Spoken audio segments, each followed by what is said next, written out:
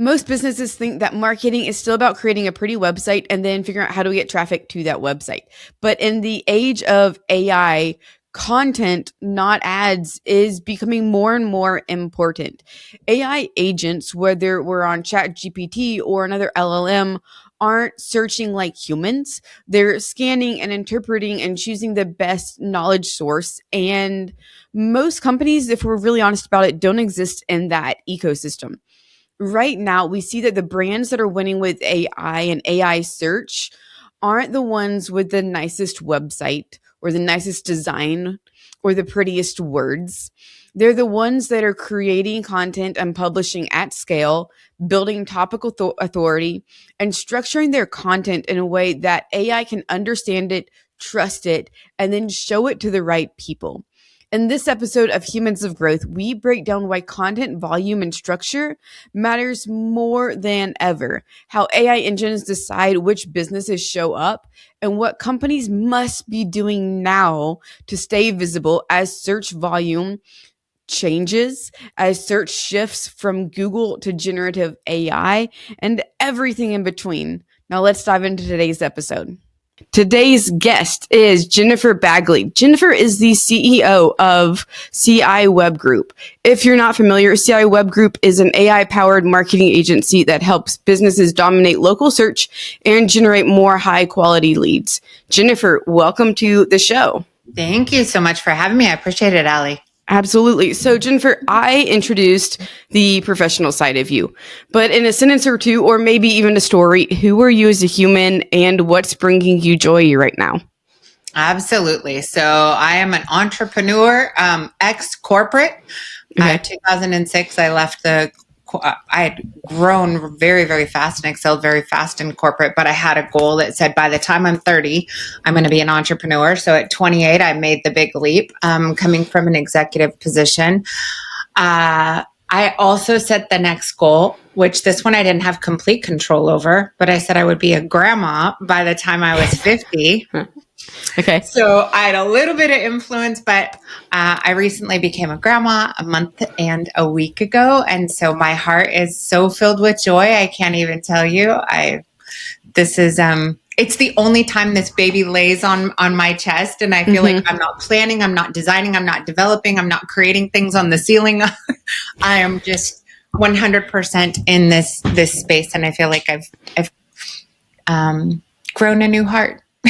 Oh, I love that. So this is kind of your way to get away from work is what it sounds like.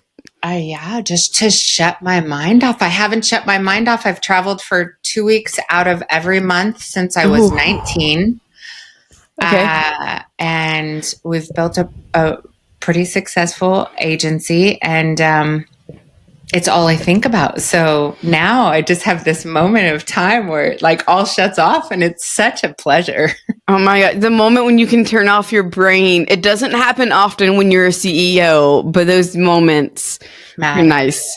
Wait, so, okay, going back, you said you're traveling 2 out of every 4 weeks. What's the story behind that? I'm a speaker. So I've been speaking on stages my whole adult life. Training and educating and motivating and sometimes kicking in the tail, to get entrepreneurs up and running and moving. And I was a speaker in the corporate space as well. So it just has never stopped. Okay. So you're always on the road. What's the best place you've traveled to? Oh my goodness. That's probably not I don't know. Or the worst place you've traveled to? Everywhere. So now to me, I feel like the best place I've traveled to has been on a bicycle. Oh, okay.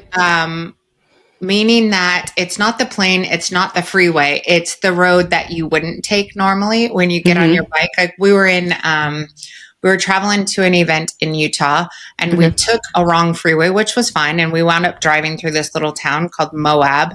And my husband and I stopped for lunch, and we were supposed to head to the speaking event, which was on a Monday. It was a Saturday when we got there, and we just planted ourselves right there, grabbed our bikes off the back. We had an RV back then, grabbed our bikes off the back of the RV and wound up riding all the canyons and everything. And it was absolutely just stunning. So yeah, just little moments. That's magical. Like Okay, I love that. So, going back to business and all things marketing, one of the things that I absolutely loved about your site that I don't see a lot of marketing agencies do is the way that you kind of break marketing into three categories. You have the foundation, so like brand, website, growth, blog, content, SEO, and then acceleration, which essentially amounts to ads, paid traffic. Can you walk me through kind of those three categories a little bit more in depth and why that order also matters, especially to local businesses who have a tendency to want to jump straight to ads? Yes, this is the McDonald's drive-through easy button is not the right path to success. So it's about doing the right things in the right order at the right time. So there's lots of things you can do. It doesn't mean you should do, and entrepreneurs tend to start their businesses underfunded, underexperienced, and want the easy way to success. I want leads now. And that it's the worst possible sequence of events you could have that will create turmoil in your life and your business and the very thing that you wanted. Like all entrepreneurs start their business because they want the same thing. They want more time, money, and freedom. Yep. And they lose sight of that the second they start looking for the McDonald's easy button.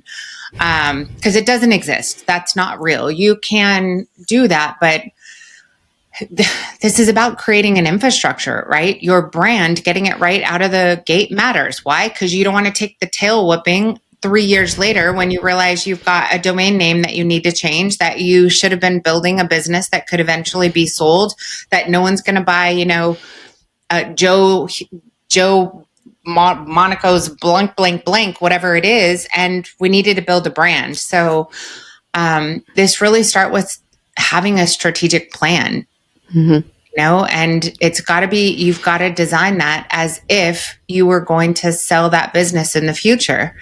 I've seen companies that have, decided I'm only going to start an HVAC company. And then 3 years later realize, oh, I could add plumbing and I could do year-round business and not have these seasonal lulls. Well, now I called my business ABC HVAC.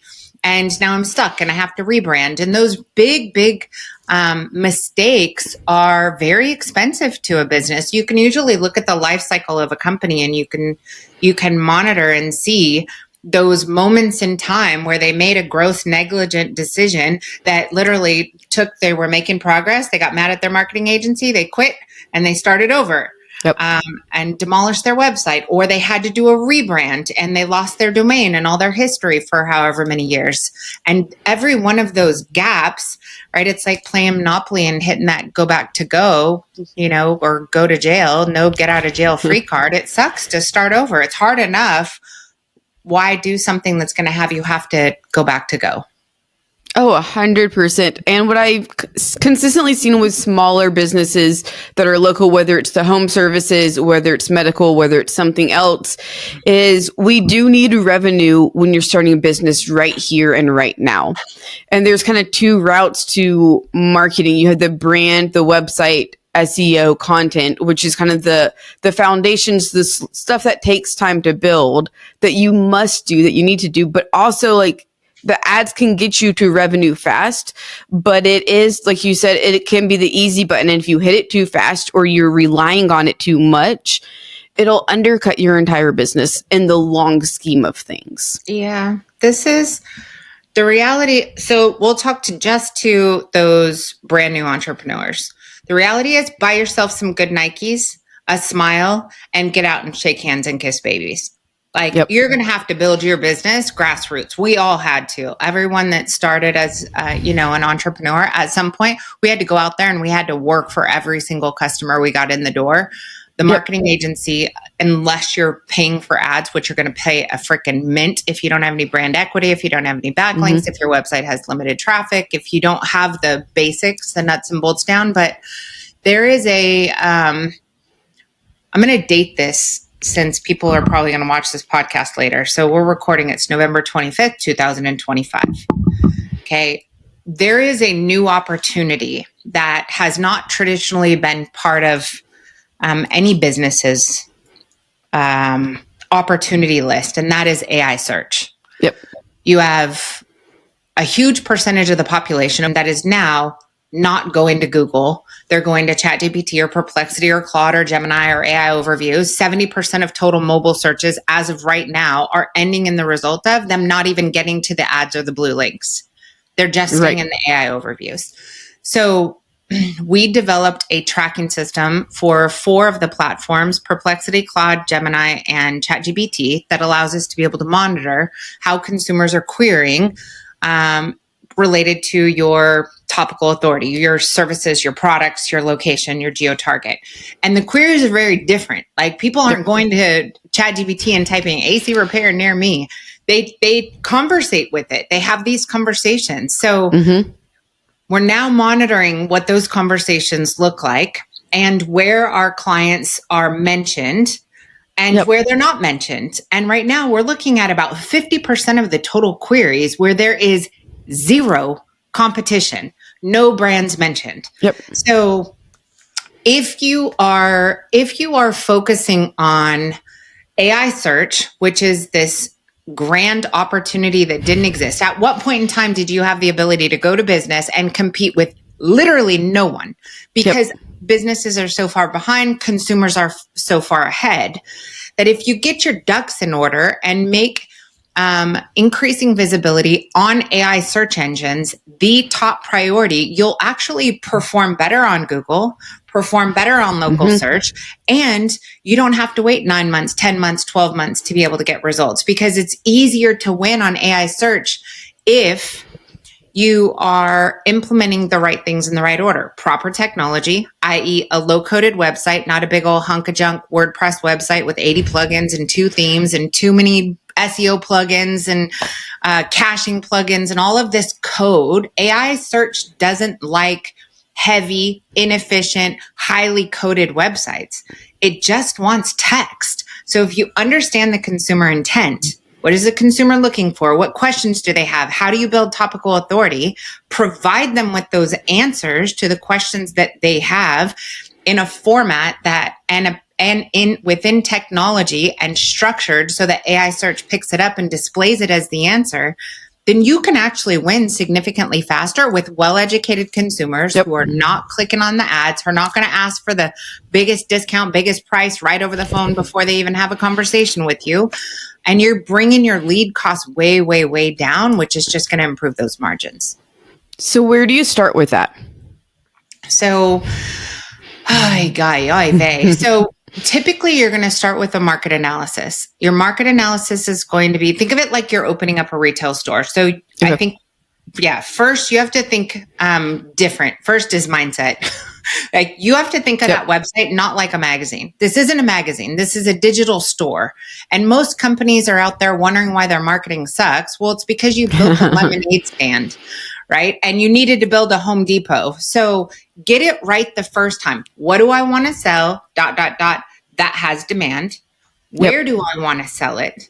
And then you've got to build out that inventory list. So if you are a local service provider, professional services, business services, home services, whatever it is, I'll give you an example. So for a heating and air conditioning company, they need to segment their business into seasons. So they have an air conditioning business, they have a heating business, they have a ductless business, they have a heat pump business, they have an IAQ business. Separate those just like you would a retail store. You walk into a Home Depot, you're going to go into, this is the air conditioning aisle. Within that air conditioning aisle, what are the variants? And this is based on how consumers search, not how you think. So this is where hiring professionals matter, because contractors will go out and they'll say, I sell heating and cooling. No one looks for cooling except a lady in her 50s that's having menopause and I'm having a hot flash and I need a cooling fan. That is 100% fair. So you need to think like a consumer or have the data that tells you how consumers think. So you would have AC, repair, service, installation, replacement, maintenance, tune-up, inspection.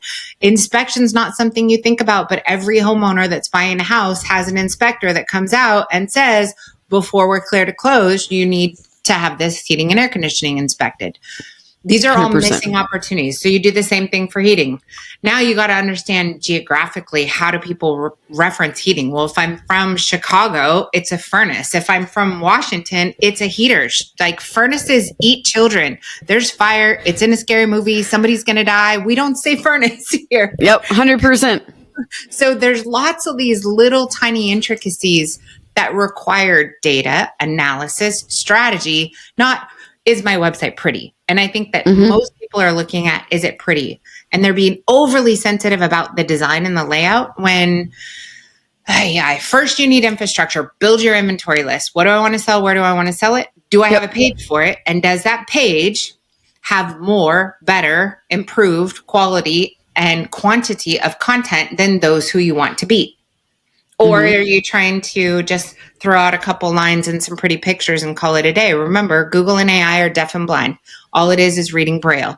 No content, no go. They have more content, they win. So that's first, is really the planning portion of it. Once you understand these are the services, these are the target markets, you can understand very quickly, this is the number of households based on the frequency of purchase. So every business has a frequency of purchase. If it's a roof, it lasts 30 years. If it's an air conditioner, it lasts 10 years. If it's plumbing, you need service and repair every 2.25 years, right? Yep. So you need to understand the frequency of the purchase volume of whatever it is. Now you can actually identify, what does market share look like? If I own a page 1 ranking and an AI overview and a page 1 position 2 ranking, I've got 70% of the total impressions. What's my conversion? What's my average? What's my booking rate? So are you offering only the ability to call, or do you give consumers the ability to call, book online, chat online, or text? You're going to increase your conversions if you offer more conversion opportunities.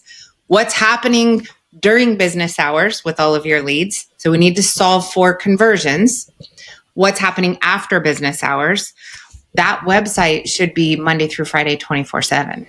100%. And Saturday and Sunday somehow. Yeah, and Saturday and Sunday. Yeah, I don't know. That's what I was just thinking. It's not about, do you have to go do the work, but that store should be open for people to come and do business with you 24 hours a day, 365 days a year. So we've got to, there's just all of these operational things. If you wind up buying ads and you're not answering the calls after 5 p.m., you're toast. If you're using some company overseas to answer your calls that doesn't care about every single call, you're toast, you know? So that's infrastructure first, is, did you even build a digital store that properly represents your business? For me, out of 100 companies I go look at, you went to business and you didn't even build the digital store of offerings that you want to take to market. And you didn't plant that store in each of the towns, cities, or communities that you want to do business in. And usually that's out of the gate. We're missing all of those things that should have been part of, you're not going to go buy a warehouse, put an open sign out there, and all the shelves are empty. And that's what's happening with most businesses. They don't put in the work right out of the gate.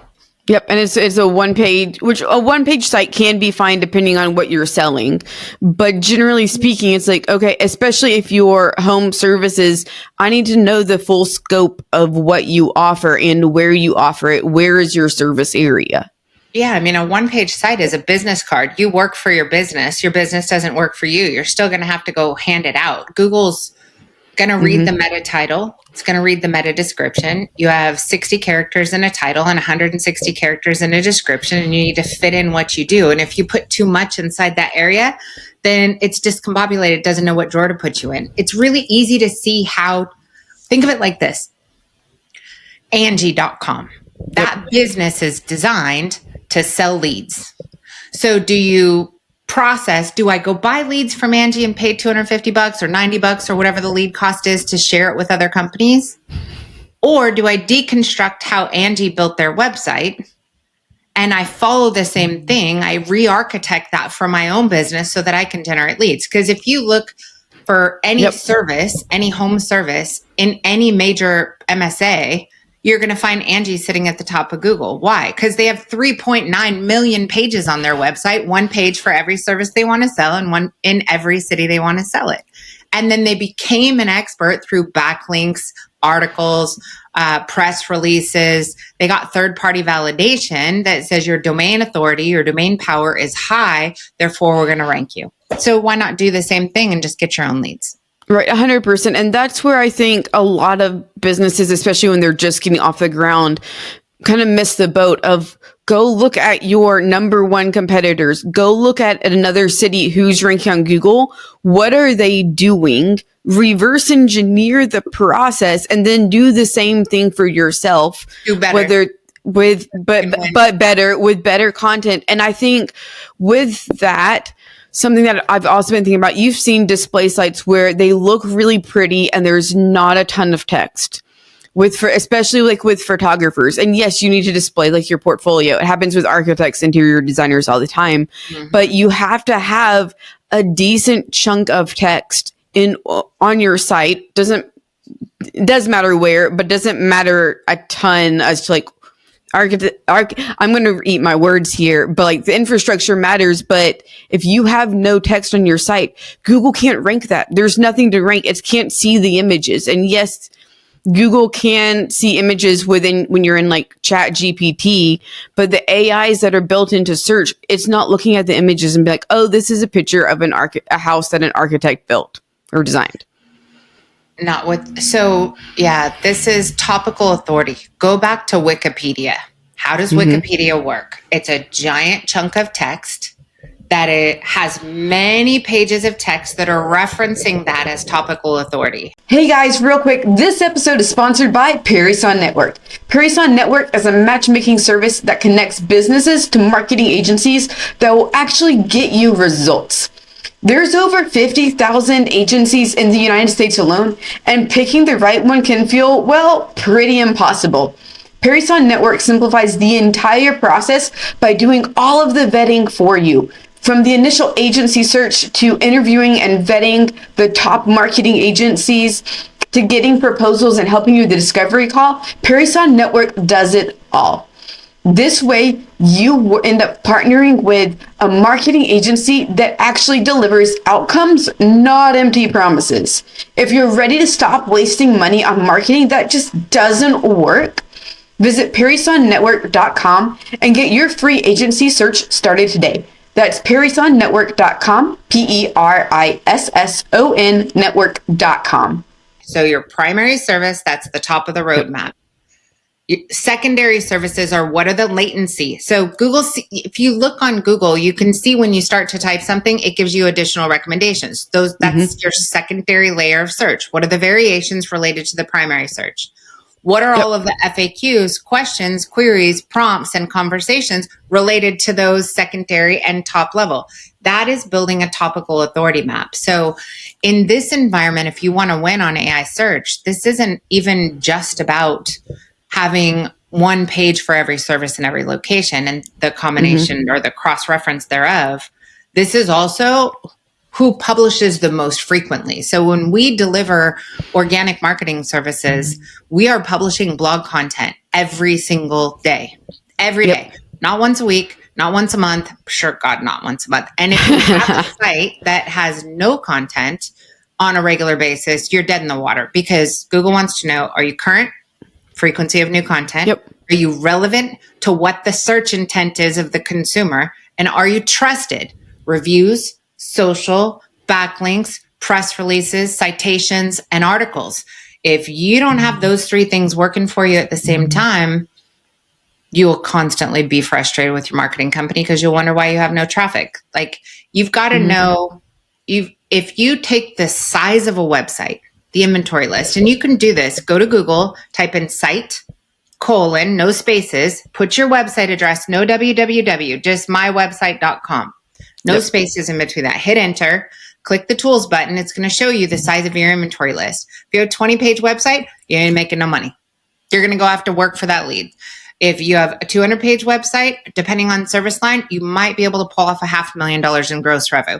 If you've got a 1,500-page website, we can do $8 million in HVAC services on a 1,500-page website. There's a direct correlation to the size of your website and your top line revenue when you're talking about organic marketing, because each page can get you in front of a different group of prospective customers for that service based on search volume in that location, the geo-target. So the more pages you have, the more money you can make. Yep, 100%. And that's where content becomes so important. And like, so like as a consumer, when I'm going out and I'm looking for services locally to me in Nashville, I go to these websites and some of them may look up to date, some may not be, but if it's somewhere kind of like in the middle, especially for like companies like massage therapy, if there's not ongoing social media content, if their website's not been updated, I don't know if they're still in business or not at this point in the game.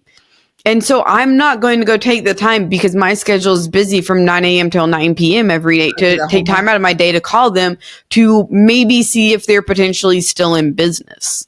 Yeah.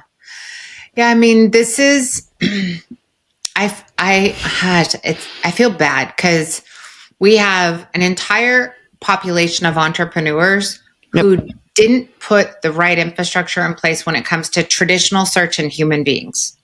That's a fact. The majority of them are not successful online because they did not put that emphasis. On the flip side, we're also moving into an environment where this isn't a human. This is Aly with her new updated Siri that's an AI agent.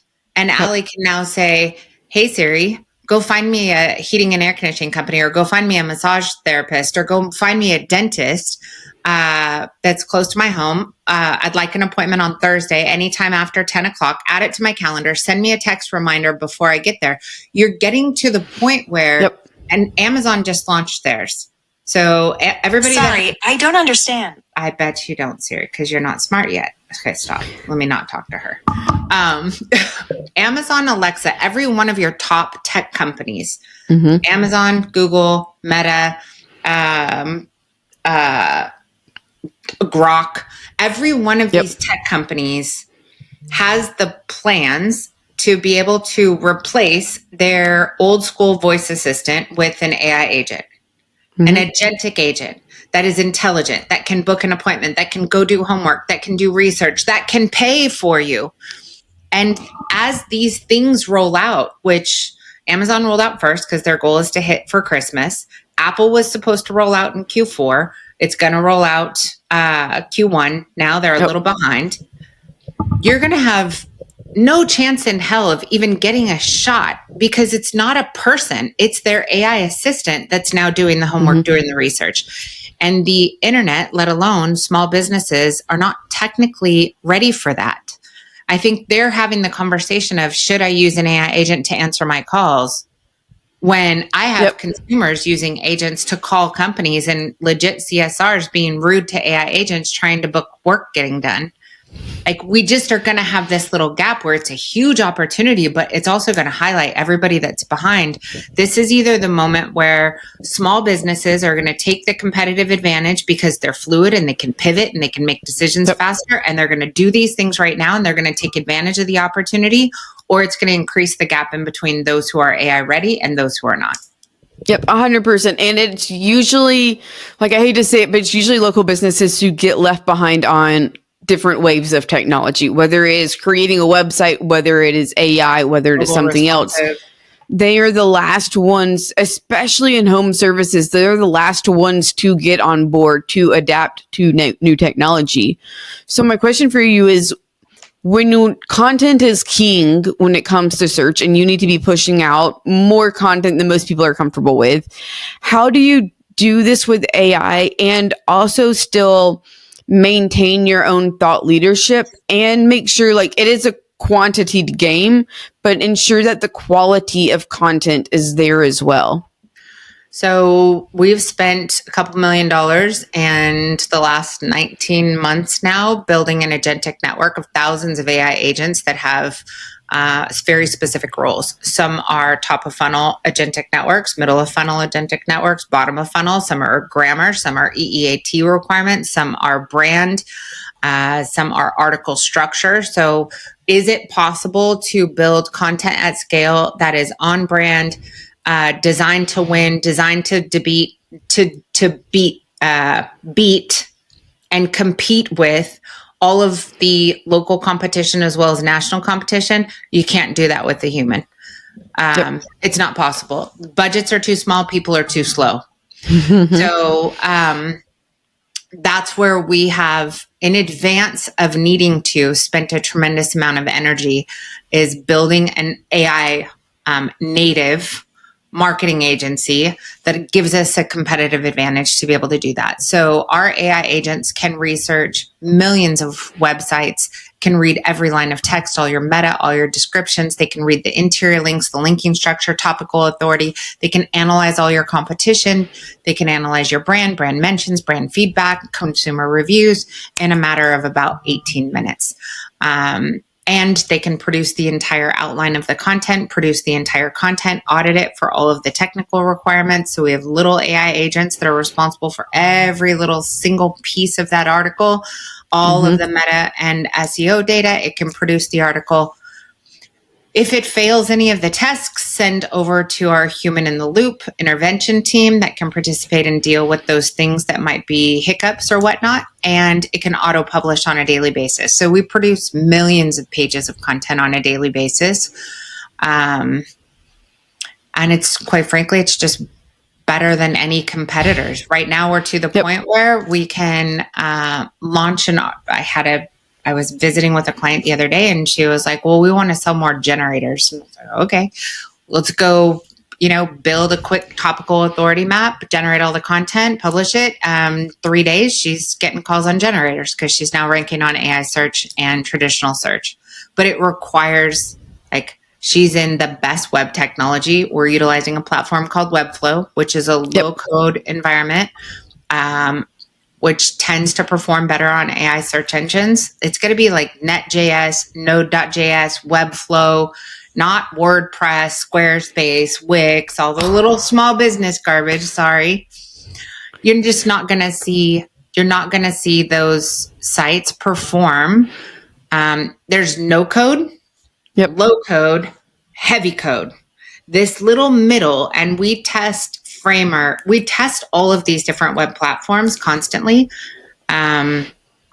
We've seen very, very good results on AI search with that low code or headless. So if you build a static headless front end and put WordPress's CMS as the back end with no plugins, that tends to perform really well as well.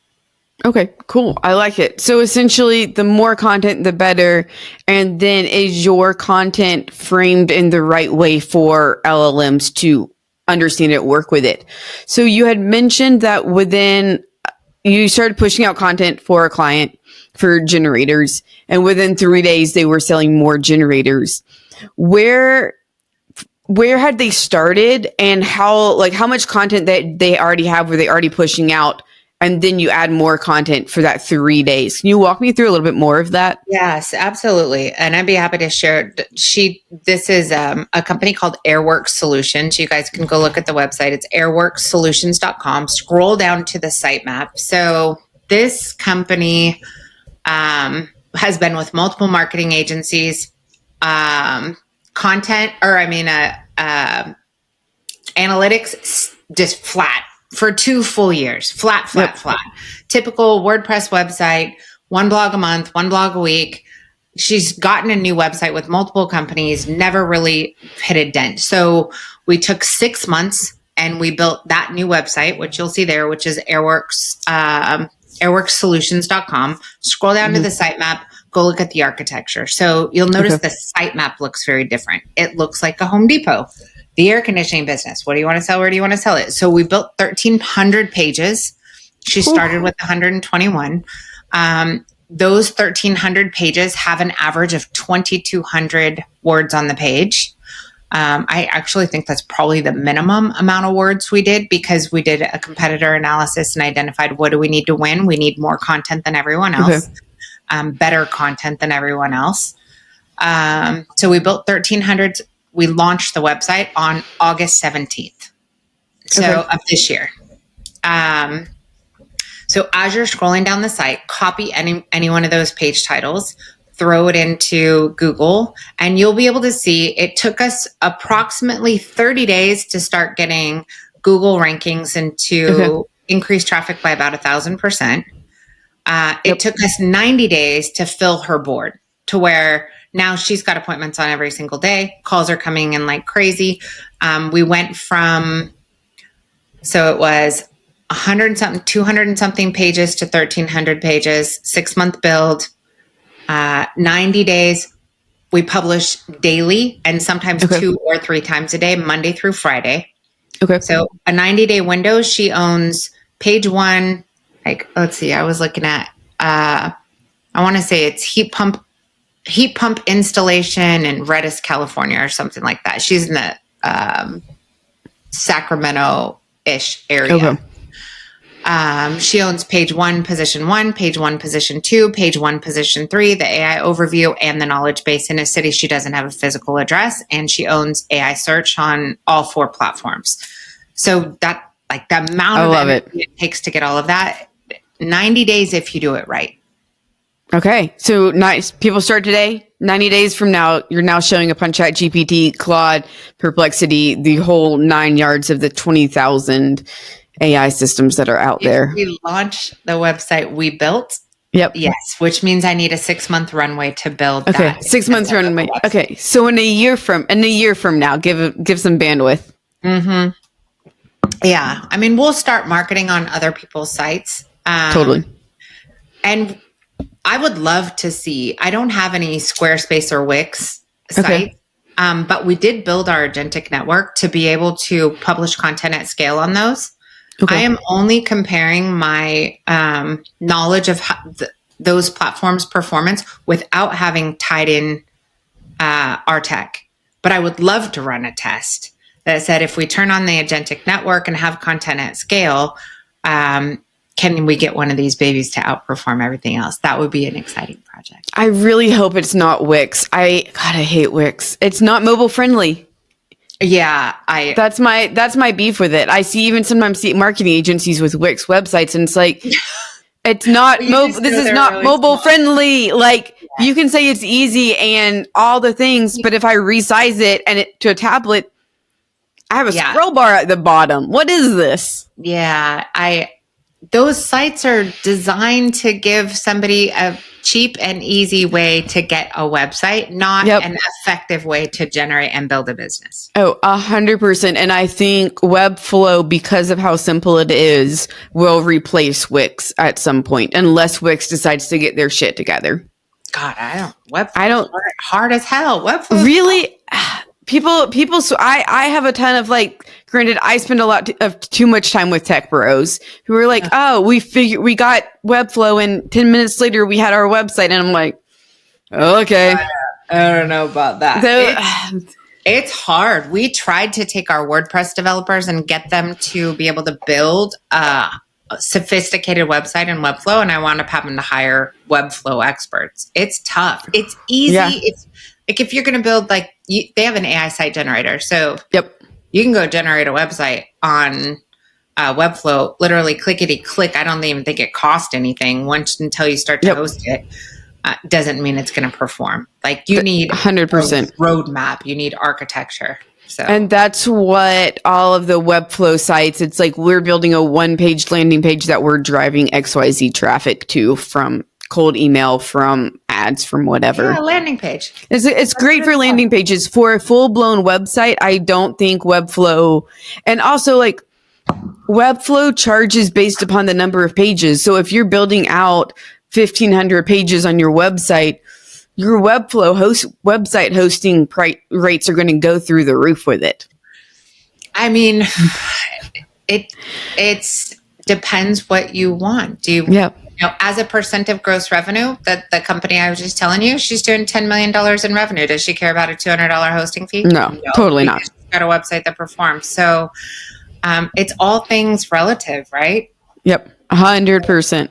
And on AI search, there's not 20 million results. There's 5.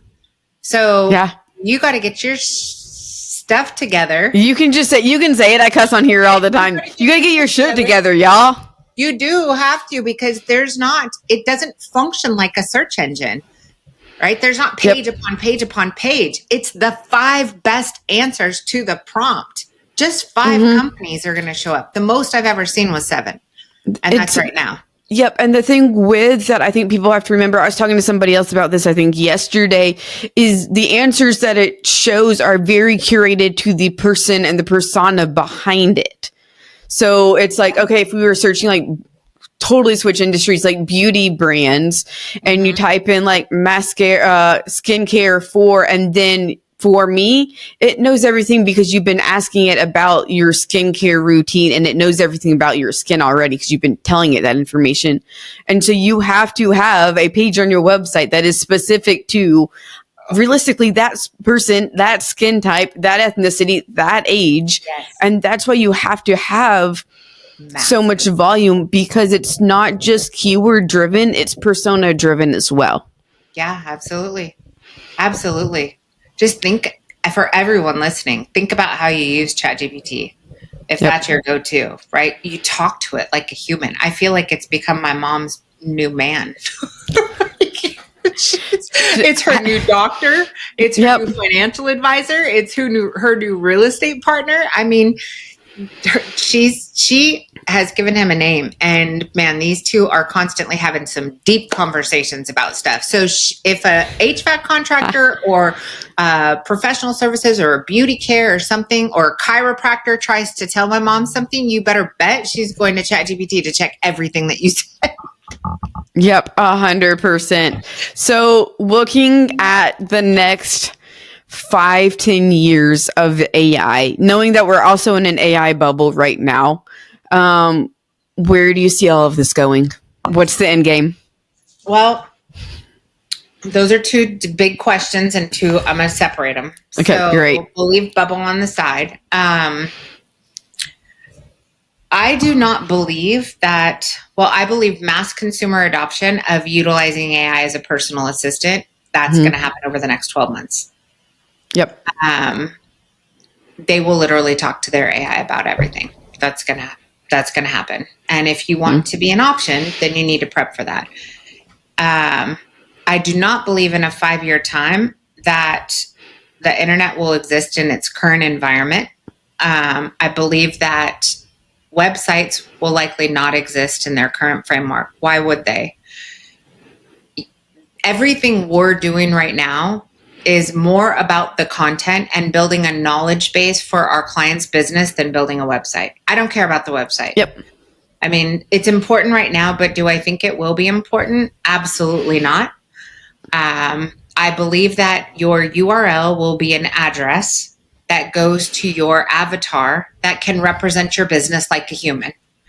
It can already do that. And the content that we're building is designing, that's training data to feed that avatar. Imagine going to a website and being able to have a conversation with an avatar, and you can ask that avatar anything. So I'm looking to get my car repaired, or I'm, trying to lose weight, or whatever it is. And that avatar can have a full conversation with you. 100%. I don't know if you've ever seen the companion option, but like this avatar knows everything about my business, speaking events. I can literally get on stage at a speaking event and say, Valentine, introduce me real quick. Here's my audience. Tell them a little bit about what we're going to talk about. And he can have a full conversation. Right. And I think there's a world in a couple years from now where business transactions, consumer or business and business to consumer transactions are happening through AI agents just talking to each other. It's not going to be human to human anymore. It's just going to be my agent talks to your agent. They decide if they're a good fit, yes or no. If yes, the business transaction happens. Your AI agent already has your credit card. It happens. Everything's done automatically. 100%. That's 100% where we're going. And that's a different language they communicate inside. That's MCP and Gibberlink, which, I mean, if you're talking to your marketing company, they should be having a conversation about how to figure out how to make conversions happen inline on AI search engines, which is very difficult. Things like Instacart have been able to do that, but reconstructing that is difficult. They should be trying to figure out how to get the conversion platforms to speak in Gibberlink. They should be figuring out how to make a version of the website designed specifically for AI, which there's no code. It's just text. This is going to be an interesting 5 years. We will see what happens. Well, Jennifer, thank you so much for coming on the show today. If people would like to connect with you further, what is the best way for them to find you? CIwebgroup.com. CIwebgroup.com. Awesome. For everyone tuning in today, thank you so much for joining, and we'll catch you on the next episode of Humans of Growth. Thanks, you guys.